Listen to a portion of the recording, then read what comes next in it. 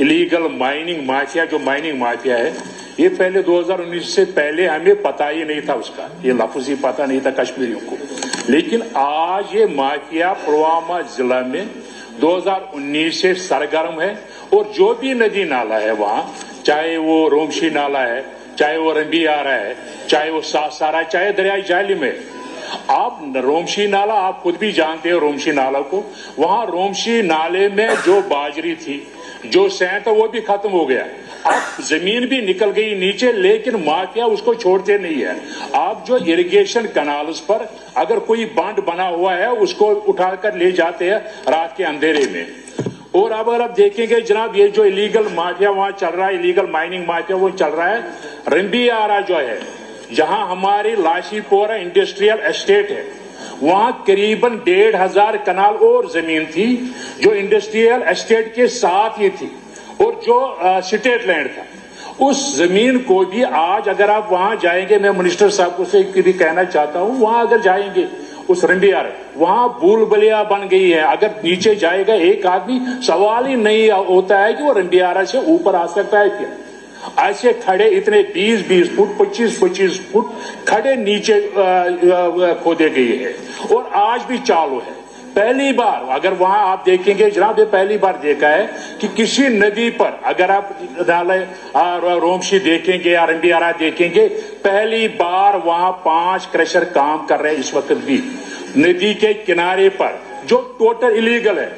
बताने के बावजूद भी उनको अभी तक उठाया नहीं गया है। जो अगर 3 मरले पर उन्होंने कब्जा किया, उनकी जमीन थी, लेकिन इस वक्त उनके पास लगभग 20-20 कनाल, 25-25 कनाल जमीन है। और वहां एक विलेज जो था, हमारे जो गाँव वहां है, जो पंजरन विलेज है, वहां के लोगों ने अब हिजरत ही कर दी बेचारों ने, क्योंकि रात के अंधेरे में एक एक क्रशर वाले के पास 50-50 डंपर है जो रात के अंधेरे में चलते हैं। उनके मकान भी हिलते हैं और वो सो भी नहीं सकते हैं, इसलिए उन्होंने अब हिजरत ही कर दिया वहां इस इलाके से। मेरी यहाँ जो ये जो इलीगल का इकोलॉजिकल जो इम्बैलेंस हुई है हमारे डिस्ट्रिक्ट पुलवामा में, वो इस वक्त चल रहा है। माफिया इस वक्त भी काम कर रहा है वहां इस वक्त जो भी नदी नाले है, इस वक्त मैं गुजारिश करता हूं जो ये ऑनरेबल मिनिस्टर है उसकी तरफ से ये जो ध्यान देने की जरूरत है। इंडस्ट्रियल एस्टेट जो हमारे लाशीपोरा में जो हमारा इंडस्ट्रियल एस्टेट है, वहां जो एक नदी गुजरती थी जिससे इरिगेशन कैनाल थी, जो बाकी विलेजेस वहां रहते हैं, उनके विलेजेस को जो पैडी फील्ड है उसमें पानी जाता था उस इरिगेशन कैनाल से।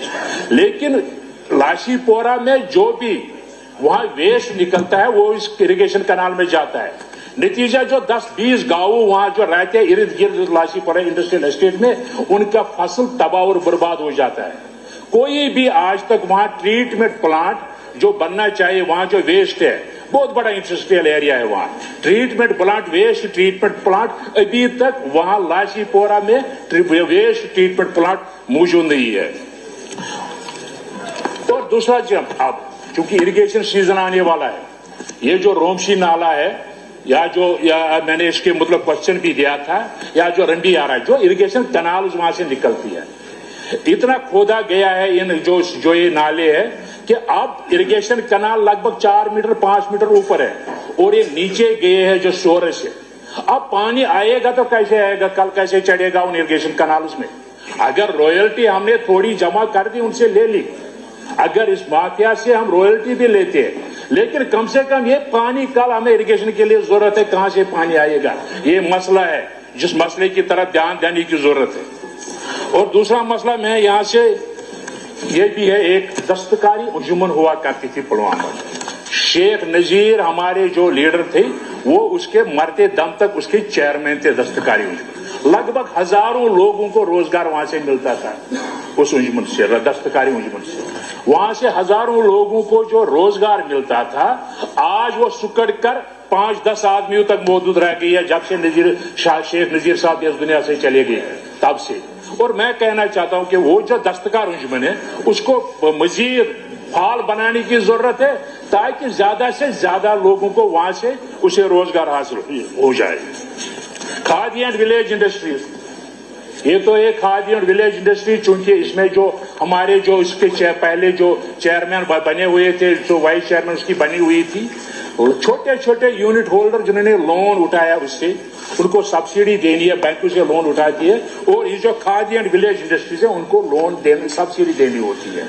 लेकिन आज तक जो भी स्मॉल स्केल यूनिट होल्डर है जिसने वहां लोन उठाया है, कोई किसी ने डेयरी फार्म लगाया है, किसी ने शेप फार्म लगाया है, लेकिन आज तक उनको सब्सिडी नहीं मिली है। नतीजा ये निकला है कि वो जमीन फरोख्त करने पर आए हैं ताकि वो अदा करते हैं सब्सिडी न मिलने की वजह से। सर मैं RNB की तरफ से आना चाहता हूँ, RNB की 2-4 बातें।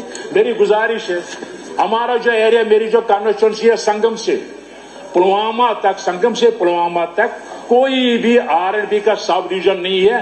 लगभग 4 लाख 5 लाख की आबादी है। मेरी गुजारिश है कि जो हमारा लित्र एरिया है, लित्र में एक सब डिवीजन क्रिएट किया जाए RNB का। और दूसरी बात, हमारी जो नेशनल हाईवे ये जो 701 टाइमर हो रही है, 701 केलर से आती है। देखो इसमें जो इस वक्त सर्वे हुई है, उसकी सर्वे जो हो रही है 701 की, केलर से नीचे पहले उसको पुलवामा तक ले जाते हैं, फिर पुलवामा से आपके इलाके जो आपकी कॉन्स्टिट्यूंसी से फ्राडीपोरा पकरपोरा से फिर यूसमर्ग से मिलाती है। इतना पैसा मेरे पास समझ में नहीं आता है, इतने पैसे कहां से आएंगे जो उनको एक तो मुआवजा देना पड़ेगा और दूसरा बस्तियों की बस्ती उजाड़ देनी पड़ेगी।